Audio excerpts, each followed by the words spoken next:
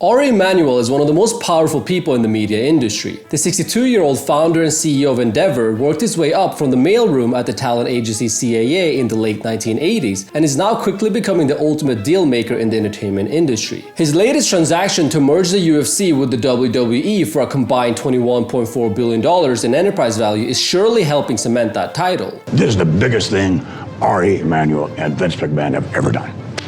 Yeah.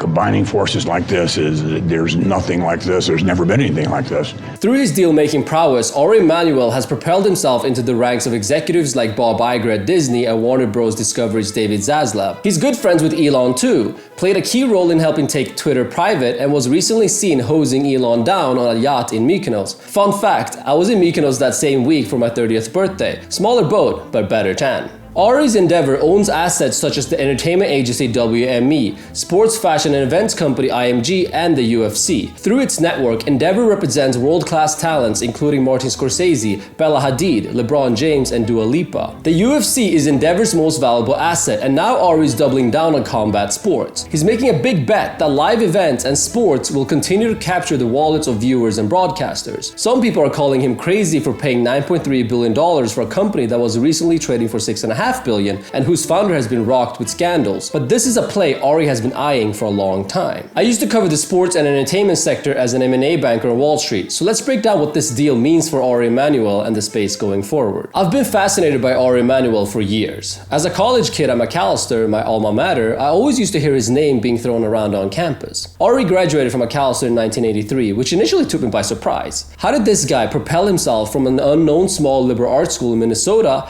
to the top of the media industry? Now look, Mac is a good school and all, but it's no Ivy League, so I know from experience that Ari would have had to work incredibly hard and pull a lot of strings to find himself in Hollywood's finest boardrooms. So how exactly did he get there? Ari grew up in 1960s suburban Chicago to Jewish parents. His father was a pediatrician who immigrated to America from Israel with $25 in his pocket, and his mother was a civil rights activist. Both parents devoted a lot of time to their kids, and Ari's father would regularly play chess with them, yelling out things like, "Think 3 moves ahead," and "Remember what Napoleon said, offense is the best defense." In his memoir, a book I highly recommend reading, Ari's brother Ezekiel writes that these games reinforced our natural tendency to be aggressive in whatever we set out to do.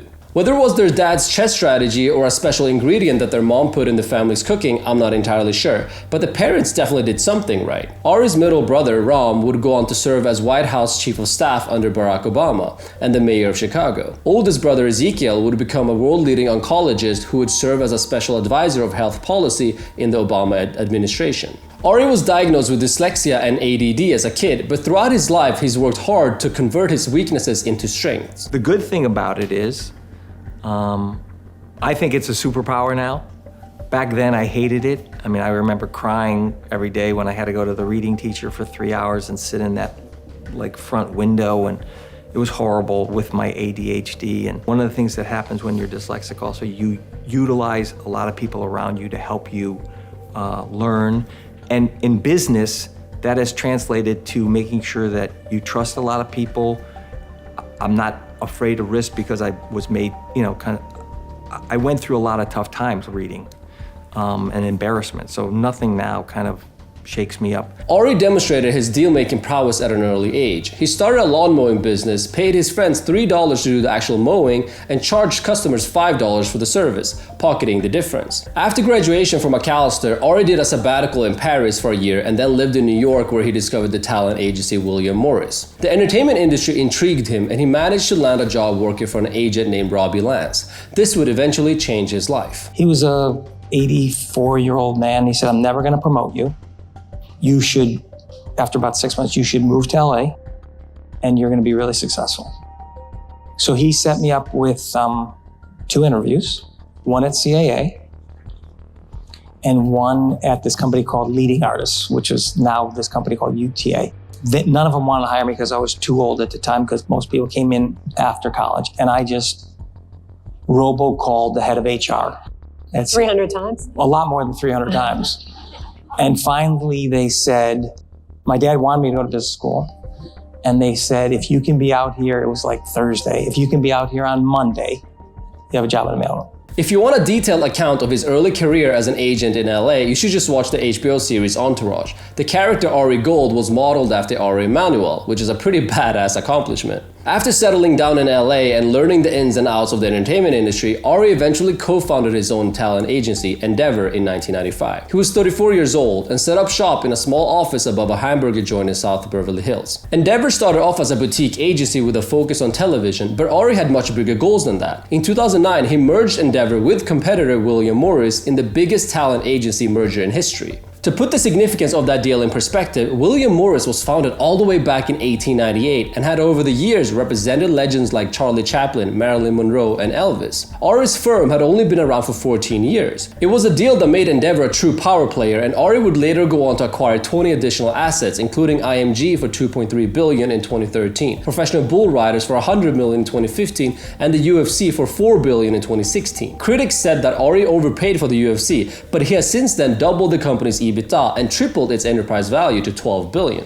Ari's relentless ambition has clearly paid off, and he cemented himself not just as a Hollywood super agent, but as a legitimate media mogul. Endeavour generated $5.3 billion in revenue in 2022 with a 22% EBITDA margin. But he's still not done. UFC's merger with the WWE is the biggest deal that Ari has ever done.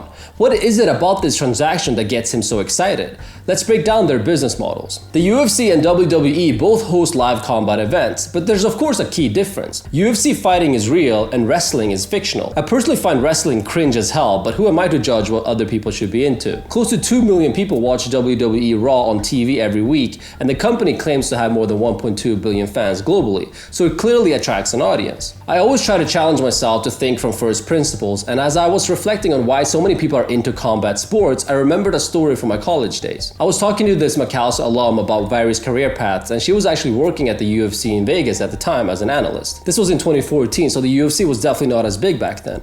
I asked her what it was that attracted her to join the company, and she said, think of it this way. Let's say you go to the bar one night. It's a lively night, there's a lot of people, music is playing, and drinks are flowing. Everyone is enjoying themselves, and they're all pretty much focused on their own thing, right? Now, what is one thing that would grab everyone's attention at the bar? How can you snap people out of their zone and make them focus on something completely different? Then she looked me dead in the eye, smirked, and said, a bar fight. A fight grabs everyone's attention. It's a universal language that sparks the same physiological response in every human. We all experience it, regardless of age, gender, culture, language, and nationality. That's why combat sports will continue to grow, and that's why I joined the UFC. Looks like she was right. UFC events now reach 900 million households globally, and the company's revenue has been growing at a 21% CAGR since 2005. So how does the UFC and WWE make money? This is where the assets start to look strikingly similar. Take a look at these charts. Both companies have 4 key revenue sources: media rights, sponsorships, live events, and consumer products. The percentages here vary slightly between the two assets, but overall they're almost identical. Interestingly enough, the UFC has done a much better job leveraging sponsorship revenue than WWE. I'll explain why shortly. This transaction is a unique opportunity for Ari Emanuel and Endeavour to own 2 global sports and entertainment leaders in a single company with $2.4 billion in combined revenue. The fact that these events are live make them particularly attractive. The value of sports and live entertainment will continue to accelerate, with global live sports revenue, media revenue, and sponsorship revenue all growing at an 8 to 9% CAGR for the next couple of years. But what really makes this a no-brainer deal is the flywheel that Endeavour can leverage to drive additional value creation. Because Endeavour already owns assets such as WME and IMG, they can utilize their existing media and talent relationships to directly benefit WWE. This is exactly what they did to triple sponsorship revenues for the UFC. Through WME and IMG, Endeavour has access to a global sales force, which in turn has deep relationships with major brands. If your company already has a working relationship with Gatorade, it's a lot easier to land attractive sponsorship deals with Gatorade in the future. Endeavour also has direct access to local talents that they represent, which makes it easier to gain an audience in a new market. Let's say WWE wants to expand its foothold in the German market. IMG is probably already working with a number of German athletes who they can invest in and promote across their content platforms. This will help expand its German fan base. We all love to follow and cheer for our fellow countrymen and women. Because the UFC and WWE have such similar business models and are almost identical in nature to run, the combined entity will also lead to significant operating synergies. As with any merger, they'll likely slim down their finance, HR, legal, and marketing departments. The transaction is expected to lead to $50 to $100 million in net operating synergies over the long run. The new entity, which doesn't have a name yet, will be 51% owned by Endeavour and 49% by WWE. The UFC will account for $12.1 billion in enterprise value and WWE $9.3 billion for a combined $21.4 billion. It's impressive that Endeavour has tripled UFC's valuation from $4 billion to $12 billion in just 6 years, but not everyone is happy about the fact that the UFC is commanding a higher valuation than WWE. The UFC is worth more than the WWE. That's what we were told. That's interesting to me. What have you guys predicted it? It sure hasn't been around as long. It sure wouldn't have the catalog, and most certainly wouldn't have the library. This is why we study finance. The UFC is generating $600 million in adjusted EBITDA compared to WWE's $400 million. This of course justifies a higher enterprise value for UFC. It doesn't matter how long a company has been around for. In fact, WWE is actually being valued more than the UFC.